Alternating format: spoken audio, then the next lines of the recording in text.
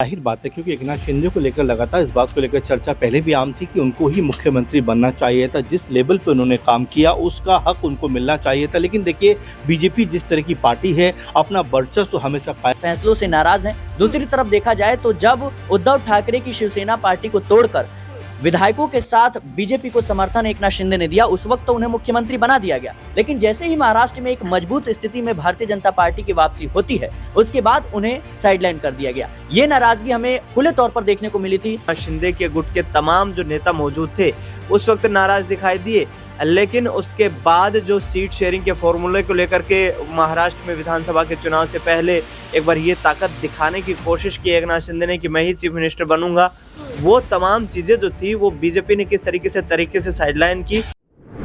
हरियाणा बिहार के बाद क्या अब महाराष्ट्र की बारी है?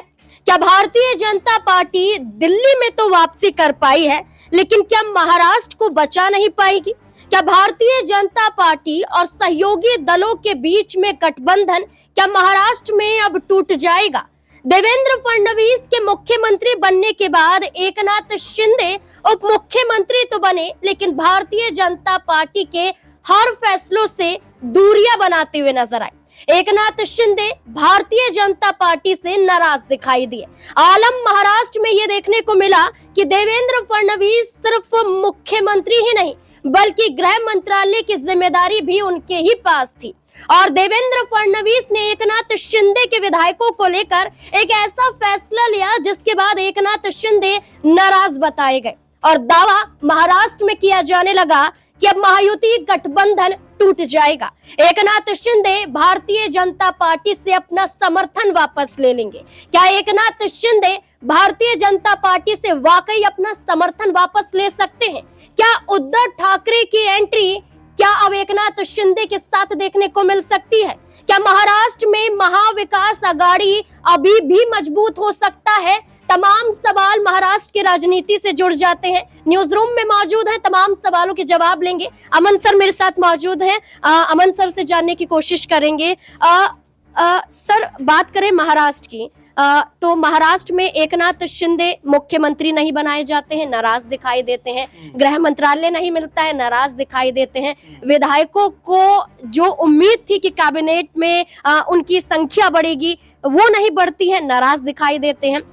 एक बार फिर से देवेंद्र फडणवीस ने उनके 20 विधायकों की सुरक्षा वापस ले ली है। Y+ सिक्योरिटी उनके विधायकों को दी गई थी, लेकिन वापस ले ली जाती है, जिससे नाराज विधायक और एकनाथ शिंदे माने जाते हैं। देवेंद्र फडणवीस का ये फैसला ऐसे वक्त पर क्या महाराष्ट्र में भूचाल ला सकता है? देखिए, जाहिर बात है क्योंकि एकनाथ शिंदे को लेकर लगातार इस बात को लेकर चर्चा पहले भी आम थी कि उनको ही मुख्यमंत्री बनना चाहिए था। जिस लेवल पे उन्होंने काम किया उसका हक उनको मिलना चाहिए था। लेकिन देखिए, बीजेपी जिस तरह की पार्टी है, अपना वर्चस्व हमेशा कायम रखना चाहती है। महाराष्ट्र में आपने देखा कि ज़्यादा सीटों पर चुनाव लड़ते हुए नजर आते हैं और जिस तरह से उनको अधिक सीटें मिलती हैं, उसके बाद एकनाथ शिंदे को लेकर मंथन का दौर चलता है कि भाई उनको मुख्यमंत्री बनाया जाए या ना बनाया जाए। वो अपने गांव पहुंच जाते हैं, फिर उनको बुलाया जाता है, अमित शाह से मुलाकात होती है और बाद में ये कुछ भी कहा जाता है कि एकनाथ शिंदे यहां तक कह रहे हैं कि भाई कम से कम 6 महीने के लिए सही, लेकिन मुझे मुख्यमंत्री बना दीजिए। लेकिन बीजेपी ने कहा कि हम आपको मुख्यमंत्री नहीं बनाएंगे। उसके बाद जो है यहाँ पे देवेंद्र फडणवीस जो अब तक उप मुख्यमंत्री थे वो मुख्यमंत्री बन जाते हैं। तो ये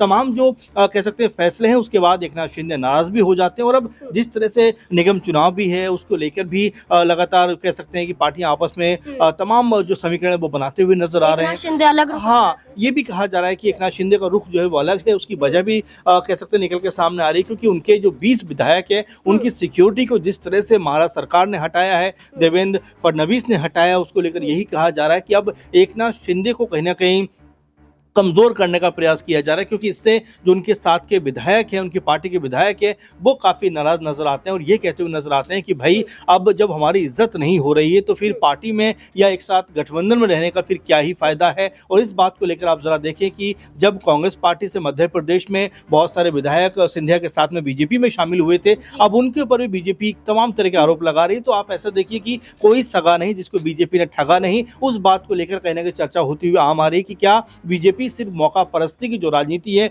वो करती हुई नजर आती है। दुष्यंत चौटाला जब बीजेपी के साथ थे तो बीजेपी ने हर कदम उनका साथ दिया, जैसे ही वो अलग होने का फैसला करते हैं आज देखिए उनकी हालत बद से बदतर होती हुई दिखाई पड़ती है। जो वोट बैंक था वो भी उनके पास से चला जाता है। तो बीजेपी की फितरत इस तरह की रही है कि जो छोटी पार्टियां हैं उनको अक्सर अपने लिए यूज करना और जब इस्तेमाल हो जाता है तो उनको साइड करने में देर नहीं लगाती। यही वजह है कि क्या अब महाराष्ट्र में भी कोई बड़ा खेल हो सकता है, क्योंकि आप देख रहे हैं कि एकनाथ शिंदे रहें या ना रहें गठबंधन में या सरकार पर कोई असर पड़ता हुआ नजर नहीं आएगा। और यहाँ तक आपने देखा बीते दिनों एकनाथ शिंदे ने भी कहा था कि भाई मैं जो है दिल्ली में चुनाव लड़ना चाहता हूँ, बीजेपी ने कोई ध्यान नहीं दिया। जबकि अगर आप देखें कि नीतीश कुमार को भी एक सीट दी जाती है, चिराग पासवान को भी सीट दी जाती है, लेकिन एकनाथ शिंदे को एक भी सीट नहीं दी जाती। अठावले तो इतने नाराज हो जाते हैं कि अपने जो लोग हैं वो यहाँ चुनाव में उतार देते हैं। इसके अलावा हमने देखा कि जो एक और पार्टी है यानी कि एनसीपी जो अजीत पवार है वो भी यहाँ पे अपने प्रत्याशी उतारते हुए नजर आते हैं। तो ये तमाम जो खेल अब महाराष्ट्र की राजनीति में चलता हुआ नजर आ रहा है। अब क्या आने वाले दिनों में एकनाथ शिंदे भी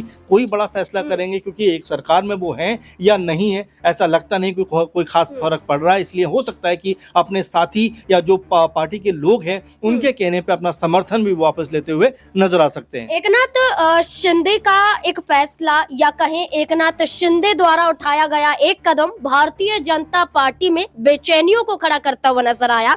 भारतीय जनता पार्टी हाईकमान की बात करें तो एकनाथ शिंदे के आगे झुकता हुआ दिखाई दिया, यानी कि डर बरकरार था कि एकनाथ शिंदे को दरकिनार किया गया तो महाराष्ट्र में एकनाथ शिंदे बड़ा खेल कर सकते हैं। सिराज मेरे साथ मौजूद है, जानने की कोशिश करेंगे। सिराज, जैसे कि आज हमने दिल्ली की मुख्यमंत्री रेखा गुप्ता को शपथ लेते हुए देखा, रामलीला मैदान में अन्य राज्यों के मुख्यमंत्री भी शामिल हुए, एकनाथ शिंदे, अजीत पवार भी देखे गए, लेकिन अजीत पवार से ज्यादा मुलाकात प्रधानमंत्री की एकनाथ शिंदे के साथ हुई। सिर्फ हाथ ही नहीं मिले बल्कि हंसते हुए भी दोनों दिखाई दिए। क्या बीजेपी भरे मंच पर यह दिखाने की कोशिश करे कि अजीत पवार से ज्यादा अभी भी हमें एकनाथ शिंदे की जरूरत है? जी देखिए, इस वक्त जो शपथ ग्रहण समारोह हुआ है इसमें एनडीए के कई नेता नहीं पहुंचे और इसमें जाहिर सी बात है सबसे ज्यादा चर्चा जो है वो नीतीश कुमार की हो रही है, क्योंकि नीतीश कुमार एक बड़े कह सकते हैं कि दावेदार हैं, बड़े सहयोगी हैं भारतीय जनता पार्टी के, लेकिन इसके बावजूद वो नहीं पहुंचे।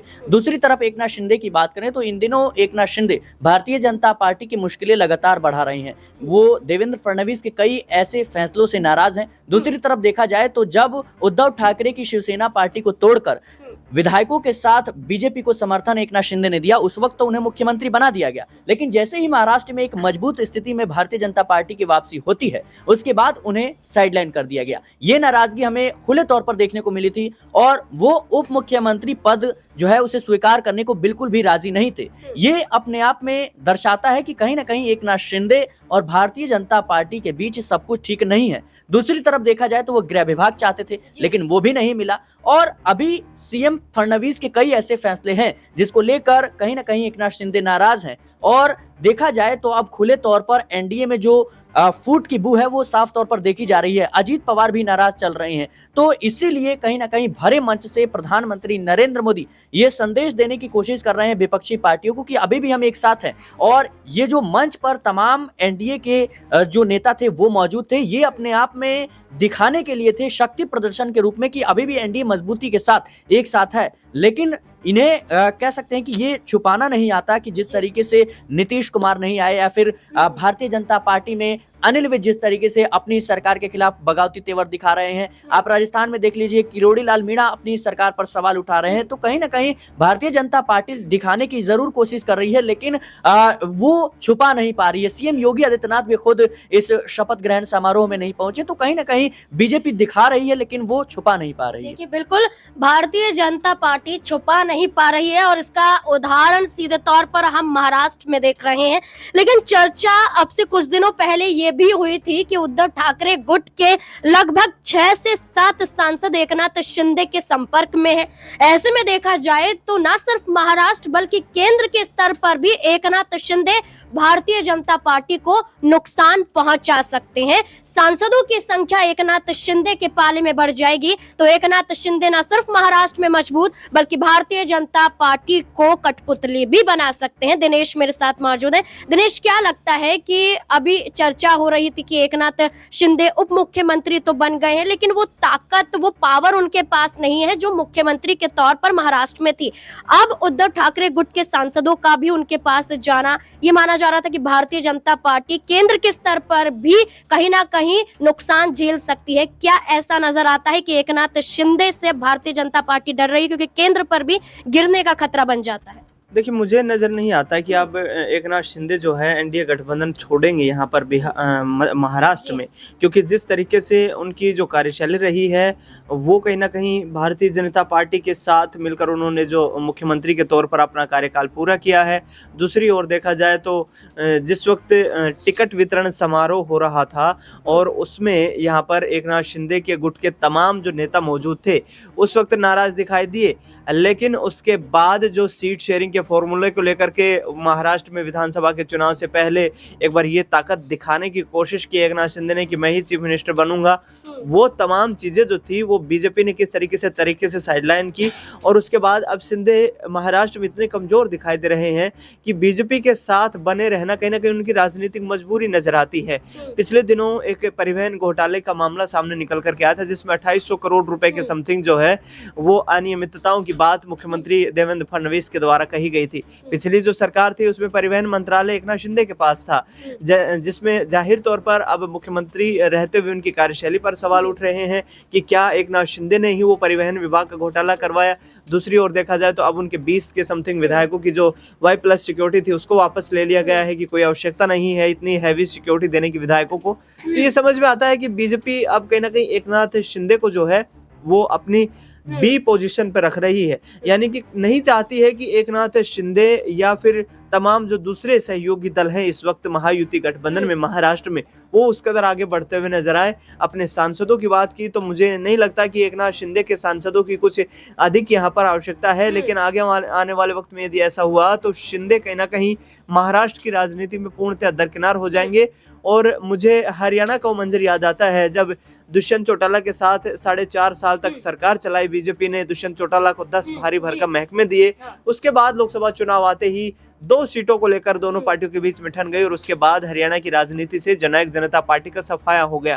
तो दुष्यंत यहाँ पर एकनाथ शिंदे निश्चित तौर पर जानते हैं कि आगे आने वाले वक्त में बीजेपी से यदि इस तरीके की बगावत करने का जहमत उन्होंने उठाई तो इसका बुरा खामियाजा उन्हें भुगतने को मिल सकता है। देखिए, भारतीय जनता पार्टी के बाद महाराष्ट्र में एकनाथ शिंदे की पार्टी है जो दूसरे नंबर पर देखी जाती है। एक मजबूत पार्टी अभी भी महाराष्ट्र में एकनाथ शिंदे की पार्टी है, लेकिन देखा जाए तो एकनाथ शिंदे क्या वाकई बिगाड़ सकते हैं खेल? इसके लिए उद्धव ठाकरे के तमाम उन नेताओं के बयान को भी जानना जरूरी हो जाता है कि क्या जो अभी तक भारतीय जनता पार्टी के खिलाफ है, एकनाथ शिंदे के खिलाफ थे, अब वो नरमी एकनाथ शिंदे के प्रति क्यों दिखा रहे हैं? मनीष मेरे साथ मौजूद है। मनीष, संजय राउत का एक बड़ा बयान सामने आता है कि एकनाथ शिंदे को मुख्यमंत्री बनाने वाले थे उद्धव ठाकरे।